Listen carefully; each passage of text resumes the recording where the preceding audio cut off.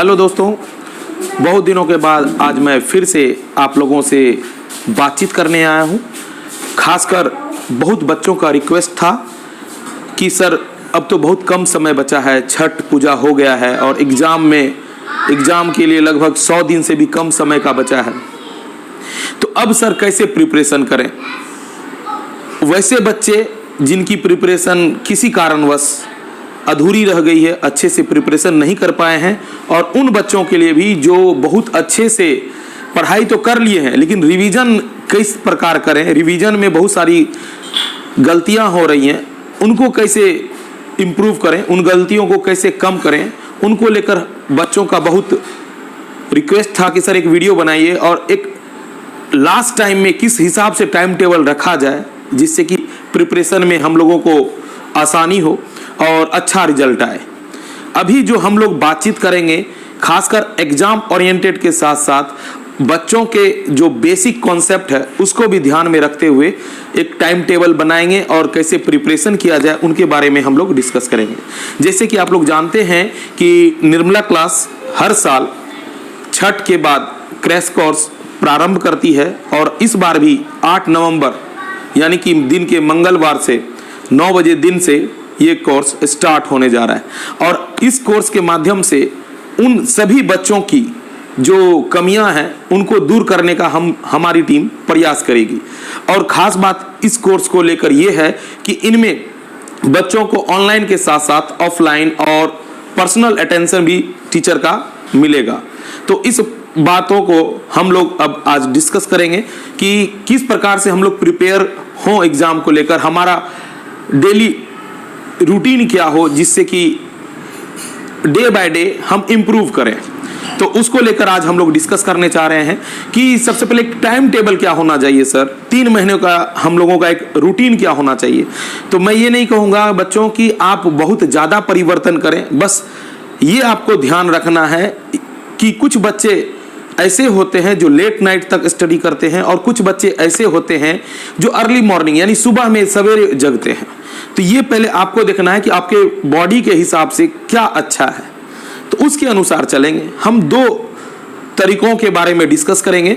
एक तरीका ये होगा कि हम सुबह में जगते हैं और उस हिसाब से सेल्फ स्टडी कैसे करें, और एक दूसरा तरीका होगा जिसमें सर सुबह में तो नहीं जग पाएंगे लेकिन शाम में सर जग सकते हैं, शाम में लेट नाइट तक, रात के लेट नाइट तक हम पढ़ सकते हैं। अभी हमें ये नहीं देखना है, सबका पहले का एक नज़रिया था कि अर्ली मॉर्निंग में बहुत ज़्यादा फोकस होता था, हमारे पेरेंट्स भी ये बात को लेकर ज़्यादा फोकस करते थे कि बच्चे सुबह में उठो और पढ़ो, और सही बात था। लेकिन कुछ बच्चों को ये प्रॉब्लम है कि अर्ली मॉर्निंग जगने पर भी वो अच्छे से पढ़ाई नहीं कर पाते हैं। कारण है उसे नींद आता है और नींद आने के कारण ना तो वो अच्छे से पढ़ पाते हैं और सारा दिन उसका खराब हो जाता है। तो मैंने ये पहले ही कह दिया है कि ये 2 टाइप के एक रूटीन होंगे, टाइम टेबल होंगे, जिसमें उन बच्चों के लिए अलग है जो सुबह में जगते हैं और उन बच्चों के लिए भी है जो शाम यानी रात को ज़्यादा देर तक जगते हैं। तो एक हम अपने एक इंस्टीट्यूट के आधार पर एक रूटीन बनाए हैं, क्योंकि हर एक बच्चे कहीं ना कहीं जुड़े हुए हैं, वो अपने अकॉर्डिंग रूटीन बना सकते हैं, जिसमें कुछ देर वो ट्यूशन के माध्यम से, किसी ब्रदर से, किसी टीचर से, किसी स्कूल के माध्यम से स्टडी कर रहे हैं, और उनके अलावा जो सेल्फ स्टडी का जो टाइम बचता है उसके लिए मैं एक रूटीन बनाने जा रहा हूँ। खासकर मैं अपने इंस्टीट्यूट के हिसाब से सोच रहा हूँ, यहाँ जो क्रैश कोर्स स्टार्ट होने वाला है दिन के 9 बजे से प्रतिदिन स्टार्ट होगा, संडे को भी यहाँ क्लास होगा, और उसके आधार पर हम लोग रूटीन के बारे में चर्चा करेंगे। तो अगर देखा जाए तो सुबह के 9 बजे से लेकर लगभग 1 बजे के आसपास, 12 बजे के आसपास तक का क्लास होगा। उसके बाद बच्चे फ्री हैं सेल्फ स्टडी को लेकर। लेकिन होता क्या है कि हर समय जो इस ट्यूशन के अलावा, कोचिंग के अलावा जो समय बचता है, हमेशा पढ़ना पॉसिबल नहीं है और उतना देर पढ़ भी नहीं पाते हैं। हम लोग जानते हैं कि जो अगर कहा जाए 7 से 8 घंटे अगर अच्छे मन से पढ़ा जाए तो बहुत अच्छा होता है स्टडी के लिए। तो पहला रूटीन मैं जो बच्चे रात तक जगते हैं उसके लिए मैं बता रहा हूँ। जैसे कि अगर मैं बताऊँ कि सुबह से, जैसे कि सुबह अगर हम बात करें 6 बजे जगते हैं या 7 बजे जगते हैं। सपोज जो लेट नाइट पढ़ते हैं वो 7 बजे जगते हैं, 6:30 बजे जगते हैं, यानी 7 बजे जगने का मतलब है आप 7 बजे तक फ्रेश हो जाते हैं। यानी आप जो डेली दिनचर्या का जो भी कार्य है, बाथरूम जाना, फ्रेश होना, स्नान करना, वो सारे काम करके आप 7 बजे तक रेडी हो जाते हैं। तो 7 बजे से रेडी होने के बाद आप 2 घंटे का स्टडी जरूर कर सकते हैं। उन 2 घंटों को आप स्लॉट बनाइए। उन 2 घंटों में आप क्या पढ़ते हैं, 2 घंटों में क्या स्टडी करते हैं, उनको ध्यान में रखिए और उसके बाद आप ट्यूशन जा सकते हैं। कम से कम 2 घंटों का स्लॉट बनाना है। अगर आपका कोचिंग 9 बजे से है तो आप 6:30 से 8:30 का रूटीन बनाइए और आधे घंटे का गैप रखिए हल्का सा ब्रेकफास्ट के लिए। उसके बाद आप ट्यूशन जाते हैं या कहीं जाते हैं ट्यूशन के लिए, उसके लिए आप फिर क्या होता है, ब्रेकफास्ट के बाद ट्यूशन आते हैं और उसके बाद क्लास कर लेते हैं। क्लास समाप्त हो जाता है, फिर आप घर जाते हैं, नियर अबाउट लंच का टाइम हो जाता है, खाने का समय हो जाता है और खाने के समय के बाद आप खाना खाइए, कुछ देर रेस्ट करिए। मेरे हिसाब से यही है कि 1-2 घंटे आप रेस्ट कर सकते हैं, यानी कि आप दिन के 3:30-4 बजे तक आप रेस्ट कर सकते हैं। आपको 2-3 महीने छोड़ना पड़ेगा कि आप शाम में घूमते हैं, शाम में खेलते हैं, उसको थोड़ा सा त्यागना पड़ेगा।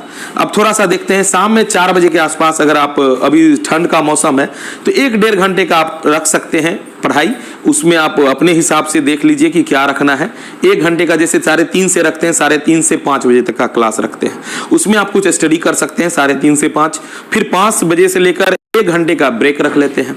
1 घंटे का ब्रेक का मतलब आप जैसे शाम में वॉक करना चाहते हैं या कुछ बहुत बच्चे होते हैं कि थोड़ा सा टीवी देख लिए, मोबाइल देख लिए, जो भी करना है, यानी अपने मनोरंजन के लिए 1 घंटे आप यूज कर सकते हैं। आप उसको यूज जिस हिसाब से करें। अब फिर क्या होता है, हल्का सा उसमें अगर आप चाहें तो हल्का सा नाश्ता भी कर सकते हैं। फिर क्या करें, आप 5 से 6 के बाद 6, सवा 6, 6:30 तक आप पढ़ने बैठ जाइए। 6:30 से क्या करना है, कम से कम 6:30 से 9 बजे रात तक, 8:30 बजे रात तक आपके घर में कितने बजे डिनर यानी खाने का उपलब्ध हो जाता है, खाना बन जाता है, उसके अनुसार या आपको भूख कितने बजे लगती है उसके अनुसार आप टाइम टेबल रखिए। रात के 8:30-9 बजे आप डिनर कर लीजिए, रात का खाना 9 बजे तक आप कर लीजिए। अब फिर क्या करते हैं, फिर 10 मिनट 15 मिनट वॉक करते हैं, टहल लेते हैं, यानी कि 9:30 बजे तक आप रिलैक्स मोड में आ जाते हैं, यानी 8:30 से 9:30, फिर 1 घंटा का ब्रेक हो जाता है। अब क्या करना है, क्योंकि हम रात का रूटीन बना रहे हैं जिसमें बच्चे रात तक जगते हैं, उसके अनुसार सोच रहे हैं, तो उसके अनुसार अब हम लोग क्या करेंगे कि रात में 9:30 बजे से हम लोग फिर बैठेंगे पढ़ने के लिए और 9:30 से कम 12, 12:30 बजे तक पढ़ेंगे। नियर अबाउट 3 घंटे का तो जरूर एक स्लॉट होना चाहिए। अगर अब इसको सारे को कंबाइन करें कि हम कितना देर सेल्फ स्टडी कर पा रहे हैं। जो आप बहुत बच्चों का ये रहता है वहम कि जो हम जो कोचिंग में, स्कूल में जो पढ़ाई करते हैं वो सेल्फ स्टडी है, नहीं।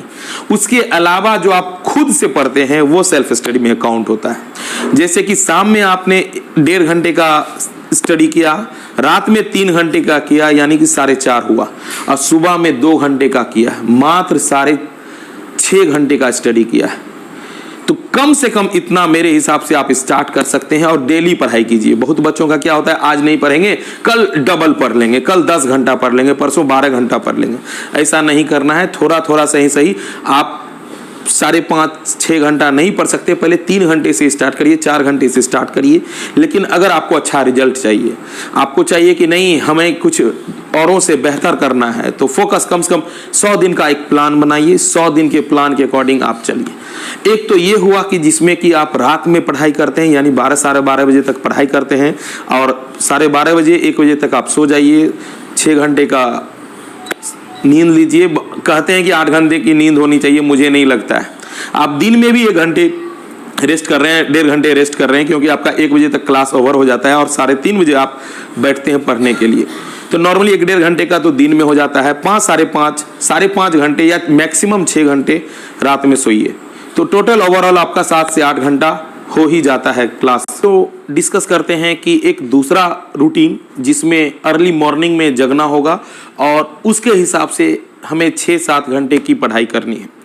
तो सबसे पहले जो इसमें जो मॉर्निंग में जगना होगा, क्योंकि हम लोग सवेरे सो जाएंगे, अभी रूटीन से पता चल जाएगा, तो हम क्या करेंगे, 3 बजे का अलार्म लगाएंगे। 3 बजे के आसपास हमें जगना होगा। 3 बजे होता क्या कि जो स्टार्टिंग में प्रॉब्लम आती है, और ये याद रखो कि एक कहा गया है, आप बार 22 दिन फॉलो कीजिए। अगर आप उस रूटीन को फॉलो करते हैं तो आपको ये आगे आदत बन जाएगा। तो तो अगर आपको उठने में प्रॉब्लम है तो थोड़ा सा कष्ट करिए। जैसे 3 बजे का अलार्म है, हो सकता है कि आप एक बार में नहीं उठ पाएँ, थोड़ा सा ठंड का मौसम है, आलस लगता होगा, तो आप इसे क्या कर सकते हैं, 1-2 अलार्म सेट कर लें। जैसे 3 बजे करते हैं, फिर 3:08 पे कर लेते हैं। 1-2 अलार्म में थोड़ा सा अंदर से तो विल पावर भी स्ट्रांग होना चाहिए, यानी कि आपका अंदर से एक मनोबल होना चाहिए कि हमें कुछ करना है, हमें अच्छा रिजल्ट लाना है, हमें अच्छे से पढ़ाई करना है, वो तो होना ही चाहिए। नहीं तो अलार्म बजते रहेगा, आप बंद करके सो जाइएगा। तो आप क्या कर सकते हैं इसको लेकर, आप क्या कर सकते हैं, पहला अलार्म 3 बजे लगाइए, दूसरा अलार्म 3:08, 3:10 का लगाइए, यानी 2:15 तक बिछावन से हट जाना है। क्योंकि अलार्म एक ऐसा चीज़ है ना, इरिटेट होते हैं। मोबाइल में अलार्म लगाते हैं तो आप मोबाइल दूर रखिए, घड़ी का अलार्म लगाते हैं तो उस बेड से तो जरूर दूर रखिए, क्योंकि आप जब बिछावन से उठकर बंद करते हैं तो मुझे लगता है आप उठ जाएंगे। ये काम मात्र 20 से 22 दिन करना है, यानी 3 वीक करना है। अगर इंप्रूवमेंट नहीं होता है, आपको आदत नहीं बनता है, तब आप हमें कहिएगा। तो क्या करना है, सबसे पहले 3-3:15 के आसपास उठ जाना है। अर्ली मॉर्निंग उठने के बाद जो रूटीन है कि ब्रश कर लिए, यानी ऐसा नहीं कि सिर्फ उठे पढ़ाई करने लगे, ब्रश करना है, वॉशरूम जाना है, जो भी है फ्रेश हो जाना है। 3:30 तक आप फ्रेश हो जाइए, नॉर्मली 3:30 तक आप फ्रेश हो जाइए, तब आप बैठिए पढ़ने के लिए।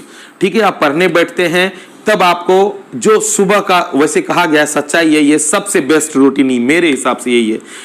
अधिकतर मैं भी फॉलो नहीं कर पाता हूँ। पहले जो मैं अपने लाइफ में जब मैं पढ़ाई कर रहा था तो मैं इसे फॉलो नहीं कर पाता था, लेकिन मुझे भी विश्वास है ये सबसे बेस्ट रूटीन है जिसमें अर्ली मॉर्निंग पढ़ने को कहा जाता है।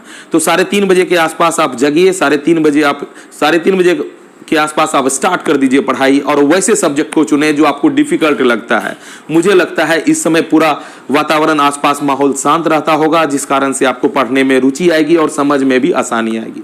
आसानी से आप समझ सकते हैं। कहेंगे कैसे सर, इस समय क्यों समझ सकते हैं? क्योंकि कारण ये है कि इस समय जो आपका दिमाग होता है शांत होता है और ताजगी भरा होता है, और उस समय आप जो भी चीज डालते हैं बाहरी वातावरण से, कोई भी होता क्या है, दोपहर में, शाम में, दिन भर का जो चिड़चिड़ापन है, आप दिन भर क्या वर्क करते हैं, कहाँ करते हैं, एक दूसरे से मिलते हैं, मोबाइल देखते हैं, कुछ इधर उधर की बातें होती हैं, वो बात बार बार मन में चलते रहता है, जिस कारण से मन शांत नहीं रहता है। और लेकिन जब आप सो के उठते हैं तो मुझे लगता है फ्रेश माइंड से आप फ्रेश रहते हैं, शरीर से तो रहते ही रहते हैं, माइंड से आप फ्रेश रहते हैं, कोई ज़्यादा सोच विचार नहीं होती है, आपकी पढ़ाई पे ज़्यादा फोकस होता है। तो आप नॉर्मली 3-3:30 बजे के आसपास आप पढ़ाई स्टार्ट कर दें, और कम से कम जो फर्स्ट शिफ्ट में रात में 9 बजे से करते थे, यानी 3 घंटे की पढ़ाई आपको करना है। 3:30 से लेकर 6:30 के आसपास तक आप पढ़ाई करें। इसमें आप बीच बीच में ब्रेक ले सकते हैं, 2 मिनट 5 मिनट का टहलने का। हो सकता है कि शुरुआती दिन है, आपको नींद आ सकती है, तो करना क्या है, जैसे ही आपको नींद आए तो हल्का सा टहल लेंगे। जैसे रूम से बाहर निकलेंगे, बाहर का हवा लेंगे, जैसे कि होता है कि कमरे से बाहर निकलेंगे तो ताजगी भरा हवा होगा, मॉर्निंग का हवा तो और शानदार होता ही है। तो लिए फिर फ्रेश होके बैठे पढ़ने के लिए। तो आपको 6:30 बजे के आसपास तक पढ़ना है। हमें लगता है 6:30 बजे के आसपास घर में भी चहल पहल होने लगेगी, तो आप उसके बाद थोड़ा सा, अगर आपको, क्योंकि आप सवेरे जगह हैं तो हल्का हो सकता है, आप नाश्ता कर सकते हैं, सत्तू ले सकते हैं या कोई भी चीज़ ले सकते हैं, क्योंकि पहले जगने के कारण आपको हल्का भूख जरूर महसूस होगा। आप सत्तू लीजिए, चाय लेते हैं, मुझे तो नहीं कहना चाहिए, लेकिन अगर आप चाय लेते हैं तो चाय भी ले सकते हैं। चाय लेने के बाद, यानी हल्का ब्रेकफास्ट करने के बाद थोड़ा सा रिलैक्स हो जाइए, आधे घंटे का आप ब्रेक ले सकते हैं, फिर आप पढ़ने बैठ जाइए। आपको जो सब्जेक्ट जिस समय पढ़ना है, आप अपने हिसाब से, ये सब्जेक्ट के लिए मैं नहीं कहूंगा कि आपको क्या पढ़ना है, ये आपको डिसाइड करना पड़ेगा कि कौन डिफिकल्ट है, कौन एवरेज है, कौन आसान है, उस हिसाब से पढ़िए। फिर आप क्या करिए, 6:30 से आधे घंटे का ब्रेक, 7 बजे तक आपने ब्रेक में रहा, और 7 बजे से फिर स्टार्ट करते हैं, 8:30 तक पढ़ाई करते हैं, और 8:30 के बाद हल्का सा जो भी फ्रेश है, नहाना धोना जो भी करना है कर लीजिए, और कोचिंग के लिए या स्कूल के लिए प्रस्थान कीजिए। फिर क्या होगा, स्कूल में आप जो भी इंफॉर्मेशन है सही से लीजिए, उसके बाद आप घर आइए, लंच करिए, जैसे कि मैंने पहले रूटीन में बताया था, पहले बच्चों को बताया था, सारा उसके बाद वही फॉलो कीजिए। लंच करिए, 1-1.5 घंटे का ब्रेक लीजिए, रिलैक्स होके सो जाइए, जो भी करना है, मोबाइल नहीं देखना है, लेकिन सो जाइए। 3:30 के आसपास उठिए। 3:30 के आसपास उठने का मतलब है फ्रेश हो जाइए, 3:30 के आसपास पढ़ाई करने के लिए बैठिए। 5 बजे तक पढ़ाई करिए, फिर 1 घंटे का ब्रेक लीजिए। 6 बज गया, फिर 6 से लेकर 8:30 9 बजे तक, कम से कम 9 बजे तक आप पढ़ाई करें, क्योंकि आप 9 बजे के पढ़ाई करने के बाद खाना खा के सो जाइए। आप उसके बाद आपको कुछ नहीं करना है। 9 से आपको 3 सोना है, यानी 6 घंटा यहाँ पे भी हुआ। लमसम 5.5 से 6 घंटे के आसपास की रात में नींद लेनी है, और सुबह में आपको यानी दोपहर में लंच आवर के बाद जब आप स्कूल से आते हैं, कोचिंग से आते हैं, थक जाते हैं, तो 1-1.5 घंटे का ब्रेक होना चाहिए। लगातार 4-5 क्लास करने पे यानी 3-4 घंटे पढ़ने के कारण आपका मन थकावट भरा हो जाता है, तो उस समय भी ब्रेक होना चाहिए। मुझे ये रूटीन ओवरऑल लगता है कि अगर बच्चे इसको फॉलो करेंगे तो मुझे लगता है कि अच्छा रिजल्ट कर सकते हैं। एक बात और, बहुत सारे बच्चों का ये होता है कि सिर्फ बैठे हैं, मन शरीर से तो बैठे हुए हैं पढ़ाई करने के लिए, शरीर से तो सर हम 6-7 घंटे पढ़ाई करने के लिए बैठे हैं, लेकिन हम मन से नहीं बैठे हैं। होता क्या है, बहुत सारे बच्चों में ये प्रॉब्लम आती है कि आप बैठे तो हैं शरीर के साथ, मन कहीं बाहर घूम रहा है, अपने फ्रेंड के साथ बातचीत करने में घुमा है, किसी के यादों में बैठे हुए रहते हैं। तो इससे पढ़ाई नहीं होगी। आपको फिजिकल के साथ साथ मन से भी आपको पढ़ाई के लिए बैठना पड़ेगा। शरीर से तो पढ़ाई के लिए तैयार रहते हैं, लेकिन मन से तैयार नहीं रहते हैं। कहने का मतलब है कि हम बुक खोले हुए हैं, मैथ्स का सवाल बनाना चाह रहे हैं, कोई भी चीज़ याद करने की कोशिश कर रहे हैं, लेकिन दिमाग कहीं और भटक रहा होता है। अगर आपका दिमाग कहीं और भटक रहा होता है तो उसे कैसे कंट्रोल करें? अगर हकीकत ये मैंने अपने पे अप्लाई किया है, क्योंकि मुझे भी अगर मैं भी कहूँ तो मुझे भी बहुत ज़्यादा प्रॉब्लम हो रहा था दिमाग को कंसंट्रेट करने को लेकर। मन इधर से उधर, खासकर कब, जब सर पढ़ा रहे होते हैं, जब मैं सर के सामने मैं पढ़ाई कर रहा था, तो उस समय क्या होता है, सर की बातें मेरे दिमाग में नहीं जा रही थी। होता क्या था कि सर कुछ बोल रहे हैं, मेरा मन कहीं और घर पे है, अपने दोस्तों के बीच है, कोई मैच के बीच है। यानी शरीर से तो मैं क्लासरूम में प्रेजेंट रहता था, बट मेरा दिमाग कहीं और रहता था। तो मैंने ये सोचा कि जब भी मुझे ऐसा लगेगा कि मेरा शरीर के साथ दिमाग नहीं है, तो मैं उसे बार बार रोकूंगा। ये खुद से करना पड़ेगा, ये जो चीजें हैं ये खुद से करनी होंगी, क्योंकि ये कोई और नहीं कर सकता, क्योंकि आपके मन को कोई नहीं, दूसरा कोई समझ सकता है, आपके टीचर भी नहीं समझ सकते हैं। तो बस ये करना है, जब भी आपको एहसास हो कि मेरे शरीर के साथ मेरा मन नहीं है, यानी अगर आप पढ़ाई कर रहे हैं और सर सामने में कुछ बता रहे हैं, आप जब तक अच्छे से सुनिएगा नहीं तो समझ में नहीं आएगा, और आप उसे बाद में घर पे नहीं वर्क में ला सकते हैं। तो अगर आपको जैसे लगे कि आपके शरीर के साथ मन नहीं है, तो उसे रोकिए और कहिए कि नहीं, सर की बातें को हमें सुनना है। होता क्या है कि आपको लगेगा कि यार मुझे समझ में नहीं आ रहा है, होता है स्टार्टिंग में यही सब प्रॉब्लम आएगा। आपको सर की बातें अच्छी नहीं लगेंगी, कोई भी चीज़ पढ़ा रहे हैं वो समझ में नहीं आएगा। आपको बस ये करना है, ये नहीं सोचना है कि सर की बातें हमें समझ में आ रही हैं या नहीं आ रही हैं, बस सुनना है। ये आदत डालना है, आपको समझ में आए या नहीं आए, लेकिन आपको सुनने की कोशिश करना है।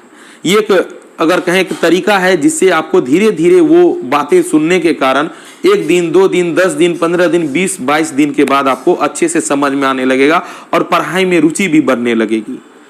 बहुत सारे पहले के लिए कहा जाता था, और वो हो सकता है सही हो, लेकिन मेरा एक अलग नज़रिया है कि अच्छे विद्यार्थी का क्या लक्षण है।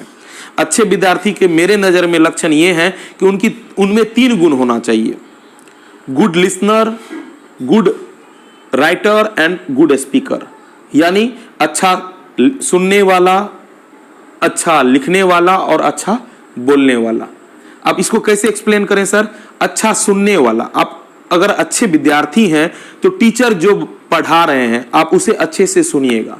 अभी मैंने जैसे बोला कि बच्चे क्लास में फिजिकली तो प्रेजेंट रहते हैं, लेकिन उसका मन बाहर इधर उधर किन्हीं दूसरे कामों में व्यस्त रहता है, तो सुनिएगा नहीं, क्योंकि आपका मन तो बाहर है, टीचर की बातों को आप सुन नहीं रहे हैं। तो यहाँ आप फर्स्ट अटेम्प्ट में ही आप अच्छे स्टूडेंट की निशानी नहीं दे रहे हैं। तो सबसे पहले काम क्या करना है, आप टीचर की बातों को अच्छे से गौर से सुनना है। दूसरा क्या है, गुड राइटर।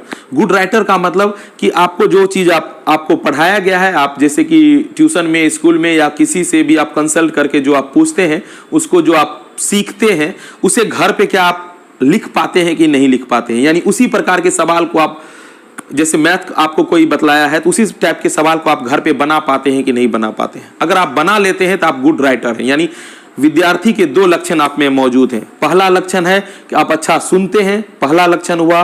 दूसरा लक्षण है कि आप उस सुने गए चीज को आप अच्छे से व्यक्त कर पाते हैं, ये दूसरा लक्षण है। नॉर्मली कहा गया है कि इन 2 लक्षणों से आपको सक्सेस मिल जाएगा।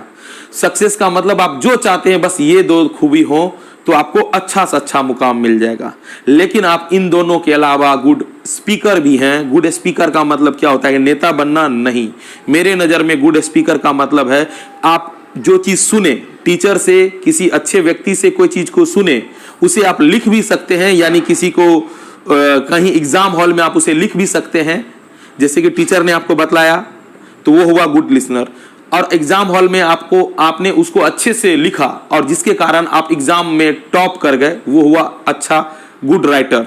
तीसरा गुड स्पीकर क्या होता है, यानी आप जो जानते हैं दूसरे को भी अच्छे से बताते हैं, ये तीसरा गुण हुआ गुड स्पीकर। यानी आपको कोई मैथ्स का सम आता है, आपको कुछ साइंस के टॉपिक आते हैं, आपको संस्कृत में कुछ आता है, टीचर ने जो आपको सिखाया है, आप अपने फ्रेंड को, अपने भाई को, अपने भतीजे को सिखा पा रहे हैं, यानी कि आपको स्टूडेंट का तीसरा गुण भी आपके पास है। आप ये देखिए कि आप में कौन कौन से गुण मौजूद हैं। अगर आपको तीनों गुण मौजूद है, आप ध्यान से अगर देखिए, तो आपको सफलता से कोई नहीं रोक सकता है, कोई भी नहीं रोक सकता है। हाँ, अगर आपको कमियां नजर आ रही हैं तो इसे इंप्रूव किया जा सकता है। ऊपर वाले ने ऐसा नहीं है कि फॉर्मेट तीनों दे के भेजा गया है, हमें इस धरती पे ही इन तीनों में इंप्रूवमेंट करना पड़ता है। तो आप सबसे पहले तो पहला स्टेप यही है, गुड लिसनर बनिए। गुड लिसनर तभी बन पाएंगे जब आपके शरीर के साथ आपका मन भी रहेगा। क्यों शरीर, ये मैं अगर बहुत सारे बच्चों को ये बात समझ में नहीं आ रहा होगा, जो बच्चे पढ़ाई के लिए उत्सुक हैं उन्हें ये जरूर समझ में आ रहा होगा कि सर मेरा मन इधर से उधर भटकता रहता है।